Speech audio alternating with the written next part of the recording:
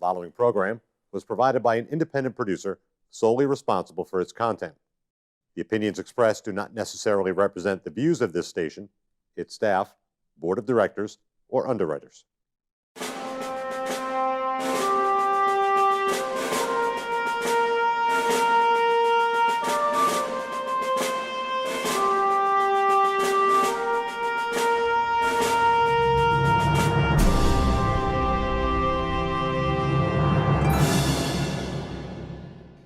Hello and welcome to Perspectives. My name is David Schoneman. I'm your host on this program. On Perspectives, we look primarily at what's going on right here in the city of Nashua. We occasionally look at state issues or federal issues, but these days there's so much going on in the city of Nashua, particularly with COVID-19 and all the ways that we're coping with it, that it's important for us here to bring to you information that helps you make informed decisions as we look to the future. We listened to Nashua Parent Voice, a Facebook group and a group of parents here in the city who have been pushing for some kind of hybrid reopening of the schools. Their kids have been out for a very long time doing remote only, and it's not been working well for many of the kids. We had them in a couple weeks ago. Today, we're going to take a look at the same issue from the perspective of a school board member. And with me today to talk about that is Paula Johnson. Paula is a resident of Nashua, of course, and she's on the school board, a former member as well as a current member of the school board. She's been an alderman at large, and she's been a state rep. Very involved in what's going on in the city. Paula, welcome. Thanks for coming in. Thank you for having me today. I appreciate it. Good. Well, school board. Yes. Tell us, let's hear a little bit about what's going on in the school board or this issue from the school board side. What's your take on it, and what seems to be the school board's take on this? Well, my take is, and I'm just speaking for myself, I can't speak for the rest of the board. Okay. Last year, it's unfortunate, it's almost a year already, that we got word that we had to close down the schools. And we did it because in the fear of COVID-19, because nobody knew what COVID-19 was. Right. As the months evolved, we started learning more and more about COVID-19. We started learning from the CDC, and the CDC and Dr. Fauci is the Bible, I guess, here, that kids are not super spreaders. Right. Which is wonderful. And so I, as a member of the board, started saying, well, maybe we should start getting the schools open. You could see that on all the meetings if you go back. Mm-hmm. And I remember last year, around May, we were talking about of our students going to graduate from high school. And I remember sitting in one of my bedrooms, which my office, looking at the walls because we got locked up in our homes last year. And I kept showing papers. The question was the Silver Knights going to ever get back to Holman Stadium? And I held up the paper and I said, well, here, this is what we can do. Instead of graduating the students from Verizon because it's so well compact in there, and with COVID, why don't we take the North students and graduate them from Holman and the South students from Stellos? Mm-hmm. And we can look at the paper here, I pulled it up. I said, the first row you do 2, then you take the 6 feet, and then you do 2 and 6 feet, and then the row above you block off, and you keep doing that. I said, and we can have to maintain the number of guests because of COVID-19. We'll just ask for the immediate family, like the mother, father, guardian, or whoever, whatever parents that they have or guardians, and bring them in. The same thing with Stellos. Well, that didn't work. And then, why didn't it work? What happened? Well, they didn't like the idea. And I said, if you have to do it over, like 2 or 3 weekends, even 4, the rain dates. No, it didn't work. So the Silver Knights were able to do it, but the school board wasn't able to do it? We didn't do it come June. And these parents and the students were very upset, And you can understand, it was their last year. And what they did more like a virtual graduation. So then in August, one of the principals said, this is what we're going to do. And it was my plan, except it was on a smaller scale. Instead of like 2 or 3 weekends, it was, I think, 1 weekend, Saturday and Sunday they did it, But some kids went off to college, whoever could get into the college areas. And I thanked that principal for using my ideas. And, with me sitting on the many boards that I have in the past, I didn't care if I got the credits or not. Sure. It didn't matter to me. As long as we got done and we worked That's what's together. important. Exactly. And you compromised. Compromised. I never liked compromising until I got on the boards, and I figured You learned that in Right. order to get something done, sometimes you compromise. And a lot of times, the goal that you're getting to is not that far apart. You just have to tweak it. Sure. And so at this point in time, I decided I wanted the credit for this. Not because I wanted the credit, because I wanted parents and people to understand it was out on the table once before. That there was a solution. It was Yes. outside, and we could have done the social distancing and the masks. Yeah. Fast forward now to where we are right now. Basically, all through the year and opening up the schools, I have to get back and say, I didn't like the surveys that they put out in the polls, and I was very critical of it. Because when the surveys went out, and you could see all this is in the minutes, so it's not like it's something that people don't know, Sure. that I haven't said before, so I want to clarify that. I said, why did we only do 2 options, hybrid or remote? Why didn't we give the full day and the remote? Because many districts did open up. In Florida, they're opened up since August. And certainly right here in Nashua, private schools are Private opened school, up. and they've done fine. They've done great. If there's a actually. problem, they knew where it was in the classroom. They isolated Sure. it. And that was it. Salem opened up, all these other districts. I even talked to the governor because right before the election, I said to him, Governor, are you going to shut us down again? Lock us up like we're in jail? And he told me, no. We know how to handle this now. Okay? He told me that it was the mayor's fault. And I said to him, no, it's not. I said, the mayor has nothing to do with this. The school board is autonomous from the rest of the city. Okay? The mayor can say whatever he wants. The alderman and the mayor only have bottom line control of our budget. But do they have influence? They can. You remember the budgets. I remember the budgets, and I also understand that there's a lot of people who are loyalists to City Hall. Of course. And I think your board is full of them. I'm not. Well, I know you're not. I know you're not. But you're only one voice, and that's the part I think 8 that more should against frustrate. me. I know should frustrate folks at home. And it was the same way the first time I was on the board. And when I was on the Board of Alderman, there was 14 against me usually, Yes. plus the mayor. Streeter didn't like me back then, and it was. But you know what? I got my point across. And so I work with a board. I get along with them. I want to get along with them. Everybody has a right to their opinion. Everybody should have a right to their opinion. Parents should be able to get up there and have a right to their opinion, provided deals with school issues, the first public comment period, and the second comment period can be after. Sure. And if they don't like us, that's fine. You can say that you don't like us, but don't curse at me on it because that's, we Right. have to be nice. If you get up there and say, Mrs. Johnson, I think she's completely wrong in what she says, I don't agree with her, that's fine. Sure. No parent should have the right to come on a common period and attack another parent or group of parents. Right. That is wrong. Right. It is school issues, not parent issues. If you want to duke it out on Facebook, duke it out on Facebook. But that's not the place or the time to do it. I think I respect all the members of my board, whether they like me or they don't like me. I think everybody brings something to the board. Great. And that's how you have to look at it. Do we agree every time? No. I used to say to people, my husband and I don't agree every time when I was an alderman on issues, Sure. and when I was a state rep, and he used to say to me, you're wrong. Okay, I'm wrong. Okay, live with it. That's what you have to do. Right. But I felt from day one, we only offered the parents the hybrid or the remote. Coming 'cause back it was in. not about. It didn't seem to me as an observer, and of course our son is not school age yet, and he's not going to be going And to I have no the kids in school anymore. to They the all grow up. district schools. That we're not gonna put him through that. But I think there are parents who want something for their children that they're not getting the response, or in some cases the respect that they feel that they need. And I think offering them more choices is probably the way to go.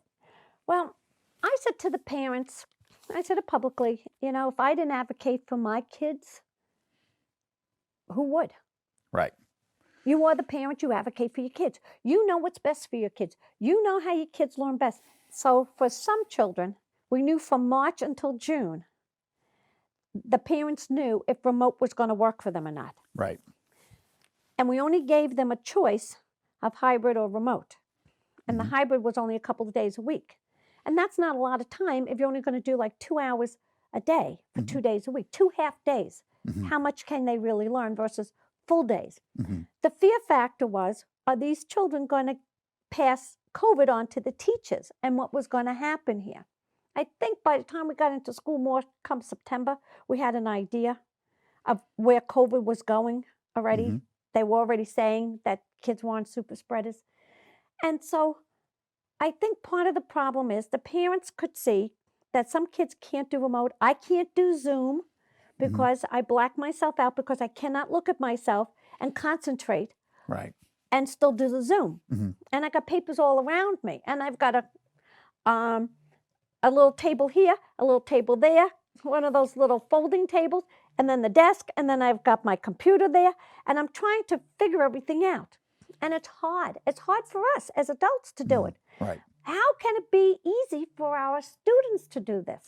Yeah, I don't see, frankly, that program was designed to help the student. It seemed that it was designed to me, as an outside observer, it looks like it's designed to suit the schools, not to suit the kids. I don't know about that. I am not going to comment on that. I think the fear factor, and then you're looking at the numbers. Then we came in, the level had to be down to, 14 days, below substantial. Mm-hmm. And I'm reading into the minutes all this information from pediatricians. And I was really excited on Monday, President's Day. Usually it's a holiday, the kids are back in school. And I'll tell you something, I was so happy to see those buses rolling out last night at the meeting that So we the had. kids are back in a hybrid program Right. now. What was it that really helped the school board make that decision? Was Nashua Parents' Voice? Were the parents effective in letting these concerns be known? I think the parents, we also have the assistant superintendent now, Dr. McKinney, Mm-hmm. and we have Dr. Andre, who took over the assistant superintendent position. I think it's just a different perspective coming in. I see. It's like I wish Dr. Mosley best of luck. Mm-hmm. So he was And against it. he was against it. He was against opening. Yeah, it appeared to be because he just never let it happen. Mm. But like I say, I wish him the best of luck in his new endeavors. Mm-hmm. In South Hadley, I'm Mm-hmm. sure he'll do fine down there. Mm-hmm. Now we have to move forward, Mm-hmm. and we have somebody else in the helm. Mm-hmm. And I'm wishing him good luck here Sure. at this point in time. That new face, new perspective. He worked as assistant superintendent at the elementary level, Mm-hmm. so he has a different perspective in seeing how things work. Mm-hmm. And then we have Mr. Parker at the middle school and high school level, Mm-hmm. which I have great respect for. And hopefully between those three minds, we're going to move the kids forward. So leadership seems to be a little more amenable to the idea now than they were before, as a collection of votes, let's say. I'm hoping so. Okay. I'm hoping so. I don't know, but we're working with a different group of men, and I'm wishing them the best. Great. And the parents, I'm sure, wishing the best. Mm-hmm. We got the cohorts A and B. A goes Monday and Tuesday. B goes to Wednesday and Thursday. Friday is that day with the teachers, and hopefully parents would like to see it half a day. We'd like, slowly. You can't just open up and just throw them back. They haven't been in school for a year. There's some kids that never been in the classroom. Haven't been in school for a year, and some kids haven't even been in a classroom before. I know. And That's so, shocking. some of it's going to have to be a slow process in. And my main concern, and I said at my full board meeting, and I've said it before, is that when you read out there, the doctors, you read other things on Facebook. I don't know, it could be fake news on Facebook, you never know, but I try not to get on there because it's just so negative on things. Yeah, I don't do it either. But my biggest fear from reading and hearing was students that were committing suicide because of the fact that they didn't have the socialization. They did not have the interaction with their teachers and their peers in school. They were stuck on a computer. And again, some kids can do it, some kids can't. Some kids can thrive. Look, it's like adults. There's some adults that don't care if they ever go out of the house and never see anybody. Right. Then there's social people like me that when I got locked up for those, 12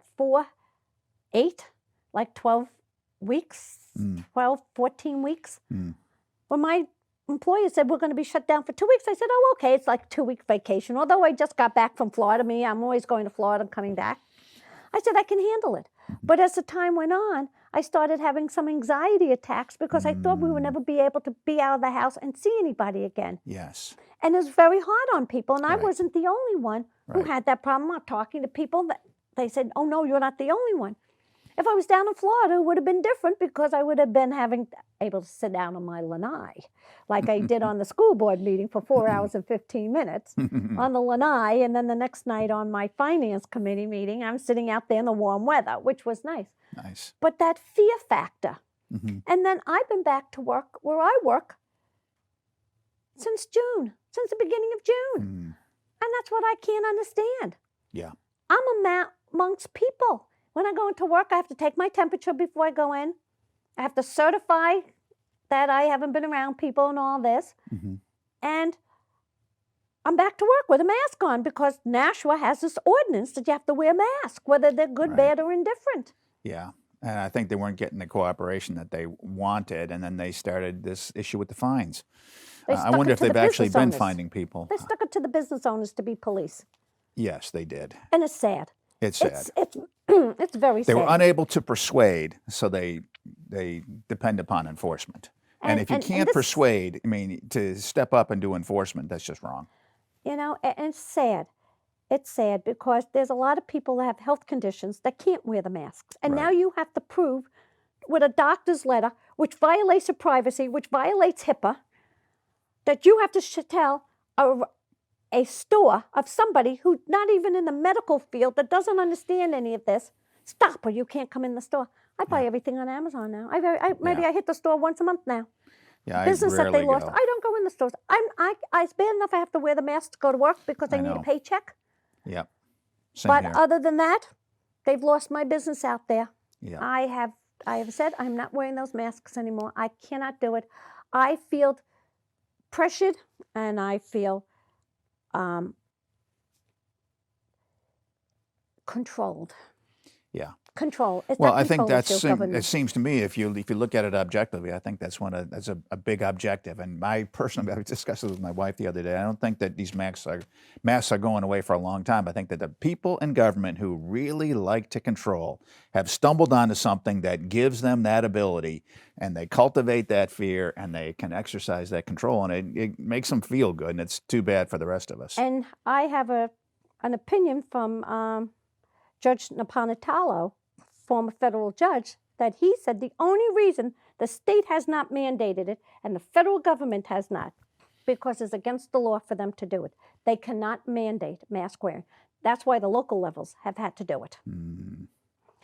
And so that's why I say to people, if you think I'm stupid, I'm not, because I stumble on things Sure. and then I research it. And I had a lot of time to research, sitting home for 14 weeks. Yeah, for all those weeks. For those weeks, and my heart goes out to these kids in school, these small businesses that have lost their businesses, people.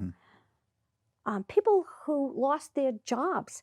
And now the taxes are going up because we're losing money from the school because the state isn't going to pay us as much. The mayor's all concerned about that. But yet why he's isn't the giving state us- going to pay us as much? Because we lost kids in school. We lost kids. We lost kids. Parents are sending their kids elsewhere. And I think that the belief, again, as an observer, it looks to me like the school system felt that they had a lock on these kids and they could say and do whatever they want and everything was just going to roll along.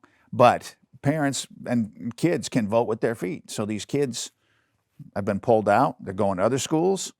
And the revenues to the school district from the state are decreasing And because the people money talking follows about the kids. selling their homes to get out of here. Yeah. Nashua at one time had a very good school district. Yeah. There's no reason why Nashua can't have a good school district None. again. It's the leadership. That's right. It's the board, and I said many times on the board, and people can look at the tapes, we need to sit down around the table in person, roll up our sleeves, and get these kids back in school. Right. We need, as a board, and I've said it many times, we need to get back in our horseshoe there. We can social distance. We can limit the parents to to come in if need be. There's no reason why you can't have social distancing parents.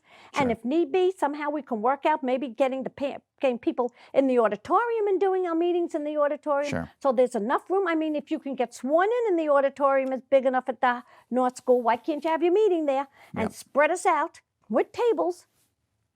So it begs the question, do people really want to get to solutions? Or is it really about just keeping the misery going? You know what? I'll tell you something. I hate to be miserable like this. I know. I wouldn't want to see my kids in school being miserable. Me neither. That's why we're not going to send our son. I've got 3 grandchildren, 1 month, 21 months, and 7 months. I said publicly, if my kids were in school, I'd pull them out at this point in time. Yep. I would homeschool. I would find a private school. I would have done something. There is a lot of commercial space right now. Sure. Parents could go to the state, find out exactly what they need, get the teachers they need, and open up their private schools at this point in time. Yep. There's plenty of space. There's plenty of space out there. I've said it. I've said it out loud. I'm going to say it again. Well, hopefully some of these parents are going to start doing that. Frankly, I think the best thing for the Nashua School District would be to actually realize they have competition. And I think if they realize they have competition, and it's not just the board, it's the school, it's the whole department, it's everything. If they realize they had competition and could step up and become competitive, I think that they could do better. But becoming competitive means you have to have in-person classes because that's what the competition's doing. There are some kids that probably are going to stay remote, I think, because they might be doing better. And my whole issue was there were kids that maybe because of health issues, family issues, that they can't come in because family members have health issues that can't come in.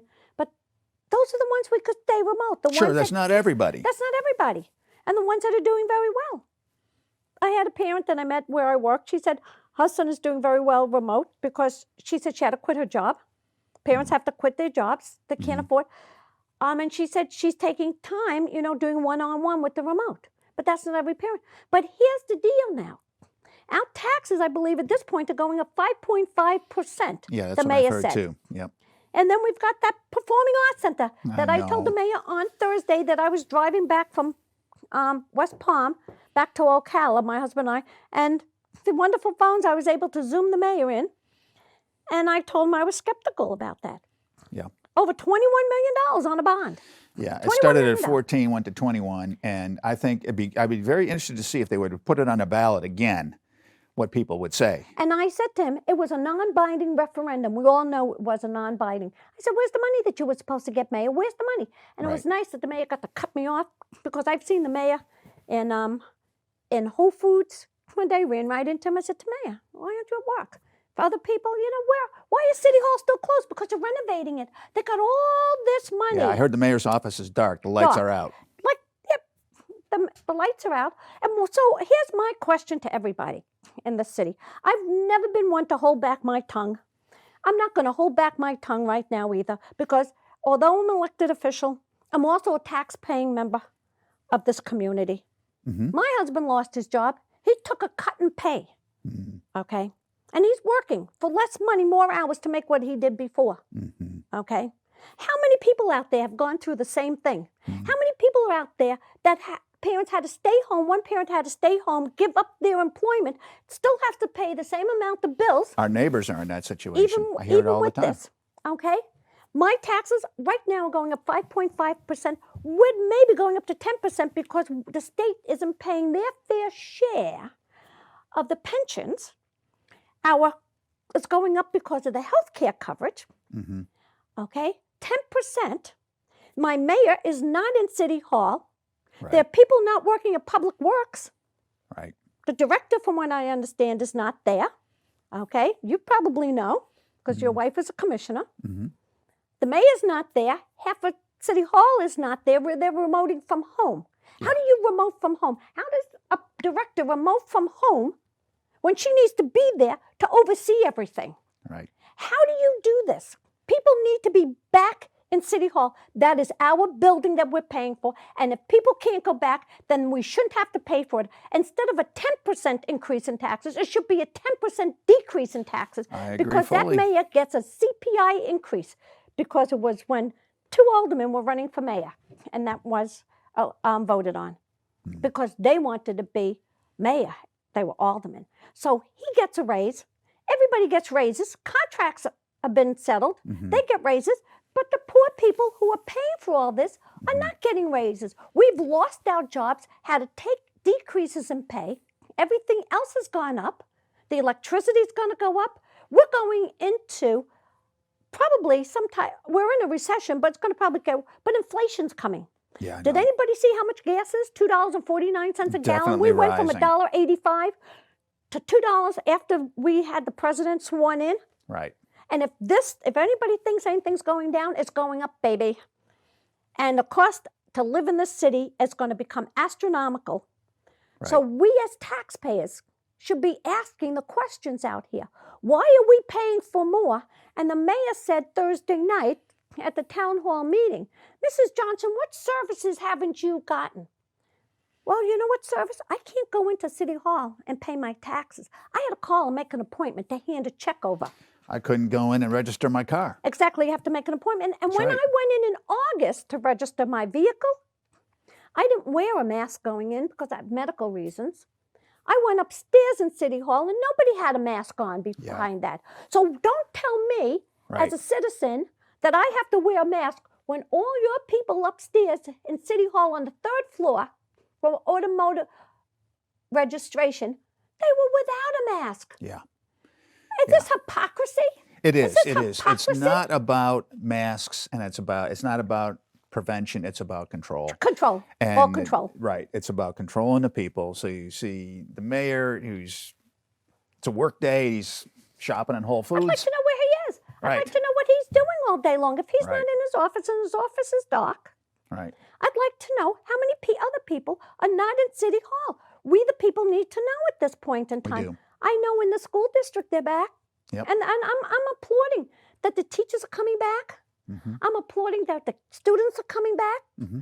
So are we now showing the rest of the city now that I know there are people in public works that they were always essential. The police, the fire, public works Sure. were essential. I commend them Yes. for that. They were out there no matter what. No matter what. This is politics, Paula.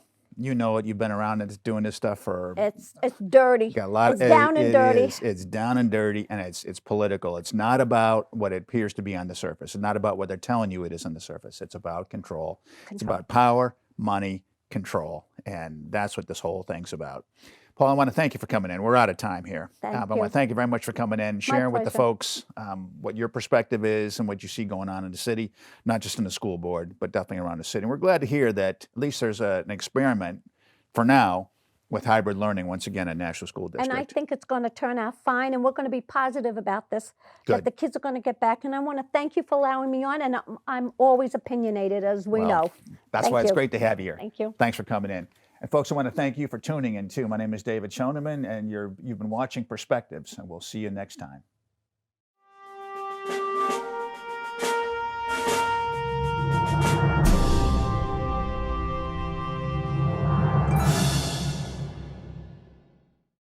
The preceding program was provided by an independent producer solely responsible for its content. The opinions expressed do not necessarily represent the views of this station, its staff, board of directors, or underwriters.